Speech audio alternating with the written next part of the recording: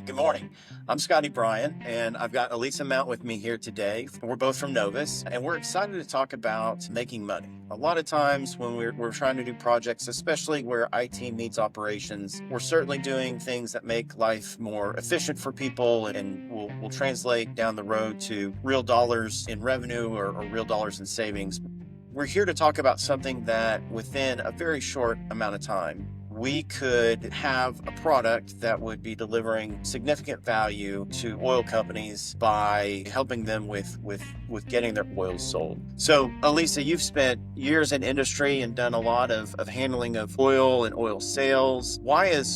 First off, what is oil inventory and oil stock? What are those terms? So oil inventory and oil stock are basically the same thing. When oil is produced into a small lease tank, your oil will continue to grow in those tanks. Everybody sees them. You're driving around, especially in Oklahoma, and you're going to see them everywhere. But what a lot of people don't know is that inside that tank are a lot of electronics that will enable you to see the difference between the water and the oil in the tank, which enables us and people in the industry to be able to calculate how much of that is actually sellable. And I think a lot of people lose that, or they produce into it and then they forget about it, or a well shuts in or a well goes down and it doesn't become a priority. So suddenly you're left with a lot of inventory in the field. And in my experience over the years, what you try and aim for is potentially 2 days of inventory in the field at the most, but I have seen and still continue to see up to 4 or 5 days of inventory.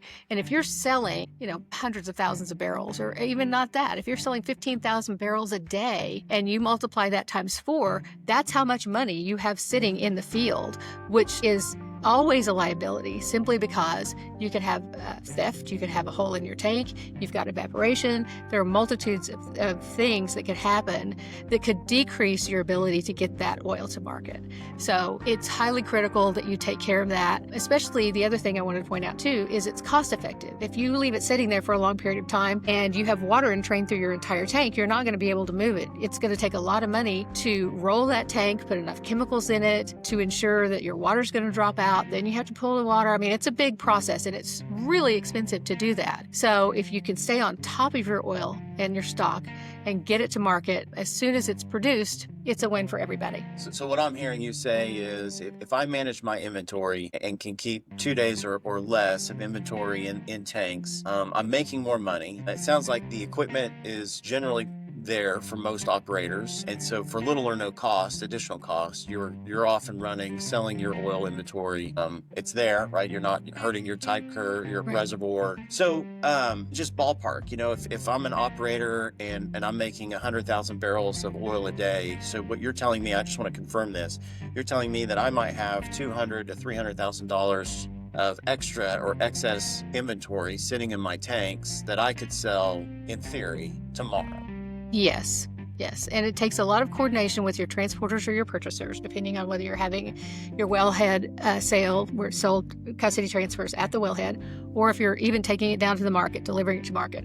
But both of those can be easily worked out with your transporter, and they love it. They want to be able to get into a good cadence with you so that they can count on you giving them the work to get the oil moved. That keeps their truck drivers engaged and makes everybody really happy. Stupid question. If I ask you to move 200,000 barrels of additional oil, how long is that going to take for you to do that?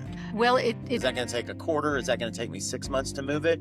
Or do you think, for a company that's making 100,000 barrels a day, do you think they can move that within a month? Historically, I have personally worked on a project where I had an additional 100,000 barrels of inventory. So when you're thinking about inventory, you have to think about it in two ways. Inventory is what you're selling out of your stock, but that doesn't mean that you're not producing into.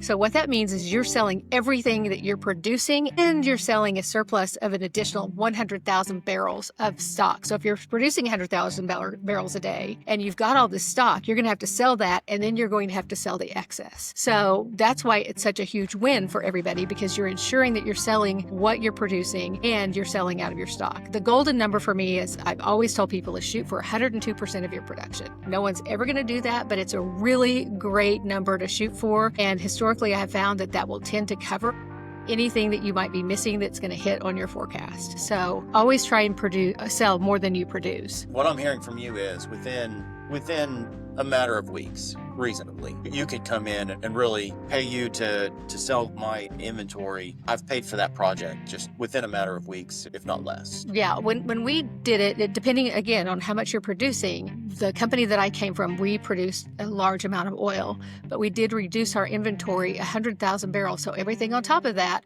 plus 100,000 in a quarter, which put us in the black. It helped us meet the number that we had given to the street, and it did take some coordination, but we were able to maintain that. Once we got it going, we were able to maintain that cadence. So we didn't have a lot of stock in the field all the time.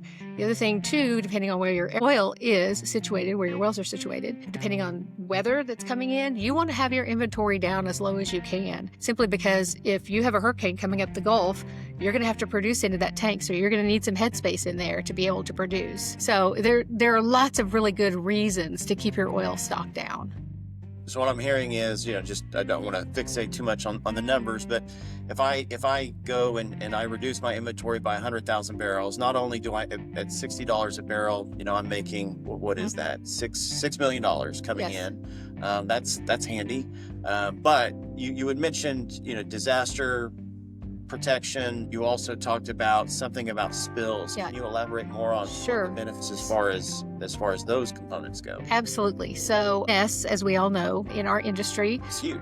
It's very huge. And we pride ourselves on ensuring that we are providing the best, safest well sites around. A lot of people that I've worked with, that is very, very high on our register. Safety is number one. You don't hurt anybody on my team, and you don't hurt anybody on your team, and we get everything to the market as it needs to be. So depending on how long your tanks have been out there, you could have a pinhole in the bottom of your tank and not know it until you have oil on the ground. So there are a lot of really clever ways that we have discovered to be able to alarm situations like that. If you know what your drain rate is and your production rate is, you'll know when a well is being pulled, when the oil is being pulled onto a leased truck, as opposed to, I've got a slow drain, something's going on, I can click an alarm, it'll send a note over to my lease operator who can go out there and immediately take care of that. So the other thing too I wanted to mention is, there's historically, old school is the lease operator would always have to stop in his day and go out and make sure his oil's good to go, and then call in the load specifically to their transporter or purchaser,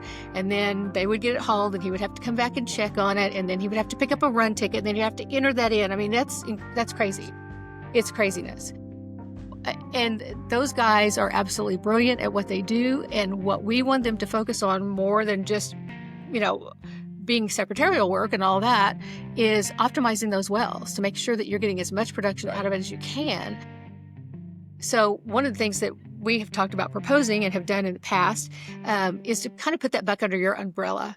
I know that a lot of companies feel that it would be better outsourced, but my experience has been that you lose absolute control over your inventory. If I'm making hundreds of thousands of barrels a day, I want to be able to have the control to say who's going to get it and when, and I want it prioritized by how many hours I have until a well shuts in. Or I know that I need to push these areas. So, I've got new wells that are coming in on this pad, so I need to bring that level down.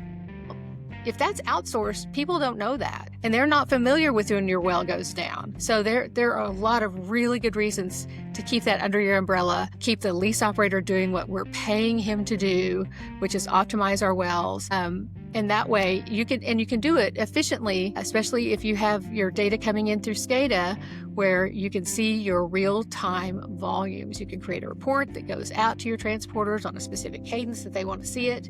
A lot of that is already built into batch systems within people's different SCADA systems. So it's a really good win-win. So a lot of times, we talk about, I've got this data product, or we can go and do these fancy data things with a company, and really a lot of times a consulting company will get in there and, we got to do these, you're going to have to spend $3 million with us to bring your data to a space where we can do that. Is that the case here? Or you mentioned the hardware is generally almost always already in place. So that's already taken care of in the field. That would be one big hurdle. what are we talking about? Am I going to have to spin up a whole new data warehouse and figure out data streaming and live data? And, No. what do I have to do in the headquarters to make this happen? So there are degrees in which you want to roll something like this out. But if you want to do something quickly, it's absolutely feasible, because if you're already bringing your volumes in through SCADA, you know what your water is, you know what your oil is, you're going to know what your inventory is. And again, if you have the ability to batch that together, you can create your batch report. So I can just run it right out of the tool I have, potentially, if I have the right SCADA system. Yes, your lease operators wouldn't have to dispatch at all any longer. This would just automatically shoot out to them. It takes a little coordination with your marketing department to make sure that you have the accurate contracted transporter purchaser set up. That's not going to change very often. Okay, so I need to bring in to do a little change management to get that set up. What else? What other data might I need to do this? Being able to look at your sales and being able to just account for your production in real time, but then track your inventory over time. So a production accounting system. Yes, which you'd have to have as an operator. Yeah, absolutely. The other thing too, in highlighting the production accounting system, is working with your transporters. And the majority of the transporters now today have electronic ticketing, and they have the ability to electronically upload that every day. So they can either send it to you, you can reach out to them, you can set up an RPA and have it brought into your system, and no one's having to enter run tickets. So that will spin up. Your production accounting people can look for any abnormalities in temperature, gravity, and S&W. They can get that corrected. That's another thing. The lease operator doesn't have to stop and request a corrected run ticket. All of that can be done, and you can do it on a weekly basis by capturing all that and sending it off to your transporter saying, I need these tickets corrected. They send them back to you. You can, get that taken care of, and then your data's even better. So I can see the automation piece being great, but how long does it take for me to send that back to my oil transporters? Is that a lot of work? Am I having to go through run ticket by run ticket? Like, how do you manage that? So if you have a specific BI tool, and it doesn't matter whether it's Spotfire or whether it's Power BI, I prefer Power BI simply because I can see it on my phone, and I have the ability to put it out on a Teams page where upper management, if they want to know where we're at, like, are we selling enough that's going to meet what our forecast is, they can just subscribe to it and have it sent to them however many times a day that they want it, which is really great. Yes, no, you won't, because when you have a specific BI tool like this, you can set standard deviations, or you can do something as easy as just sorting. And if you know that you have a 700 temperature instead of 70, that's a problem. You can just highlight that. It'll drop it down into your core table. You dump that out into Excel and you send it over to them and say, I need these corrected. It literally can go that fast. Well, that's pretty quick. So, it sounds like the key components for this, a lot are already in place. I've got the equipment in the field that gives me my telemetry. I've got a SCADA system. I've got production accounting. I've got oil transporters, because that's how my oil is getting to market. I've usually got a marketing team, or at least a marketing person who's managing contracts. Obviously, I've got the lease operators and the field staff to help. And what you're saying is, put this data together, get it into a report. Very quickly, you can manage and make millions in getting rid of or getting your stock, your inventory sold. But also, my people are going to be potentially a lot more efficient and are going to be able to start optimizing and doing more. Absolutely. I benefit the environment. I make quarterly earnings or beat it. You're safer. And I'm safer, so the environment wins. My people are safer, right? They're not out cleaning up a oil spill at 9 o'clock at night, 10 o'clock at night in the dark. So, and you're saying that if I were to bring Novus in, say day one of Q3, right? July 1st, your boots on the ground. How long do you think? Sounds like there's some change management and some reporting that needs to be put in place, maybe a little bit of data wrangling to get those two data sets together if they're not together. How long do you think this takes? I think, first of all, if you just sit with your customer and get their voice and the way that it stands already, that's going to give you a huge insight on what you have the ability to do and how quickly you can do it. But if they have all of those things that you just mentioned in place, it can go really fast. Mainly just getting all of your data in and being able to spit that out into a Power BI. And at the same time, when that's being spit out into a Power BI through SCADA, that SCADA system is also dispatching your loads. So, and then you're getting your electronic ticketing in which a lot of people may be getting that already, but they may not understand how quickly they can review those tickets because they just, I'm getting my electronic ticketing in. That's great. I'm going to go on my way, but I'm not going to check for any abnormalities. Right. They would rather look at that at the end of the month and just compare the statement to the sum of the run tickets. And really quickly, why it's important to do it in real time or as close as possible is if you have a marketing team that is selling downstream or even at the wellhead, because a lot of those contracts depend on what your gravity is. So if you're getting someone who's not measuring your oil correctly and they're just giving you 40 gravity the entire time and 60 temperature, that's great. We're going to get paid more. But when it comes time to negotiate those contracts and marketing comes to me and says, what's the average gravity in this particular area? I'm not going to be able to give them accurate information. So that can really catch you on the backside because we may not see it on the front, but what we're going to get paid from marketing from the ultimate custody transfer, it will be less. So if I'm interested, what would I do? Would I just give you a call up at Novus and we just have a brief conversation about what I do have available and don't have available, and then from there, the Novus team can kind of give me a t-shirt size of what it's going to cost and what it's going to take? Is it that easy? It is. Or do I need to do a 12-week assessment before you can? No, I don't think you need to do a 12-week. Most people know what they have and what they can do already as far as their equipment and their technology is concerned. Yes, absolutely. Feel free to give me a call, send me an email, whatever's easier for you. But this is, as you can tell, this is kind of my Graceland. This is what I'm super passionate about. And any way that I can help people improve their process and make more money, that's the name of the game. That's why we do this business. And make more oil for America. Absolutely. Absolutely. Well, thank you so much for your time, Elisa. It's been Yeah. great talking with you, and this is exciting. Thank you so much. Yes, thank you.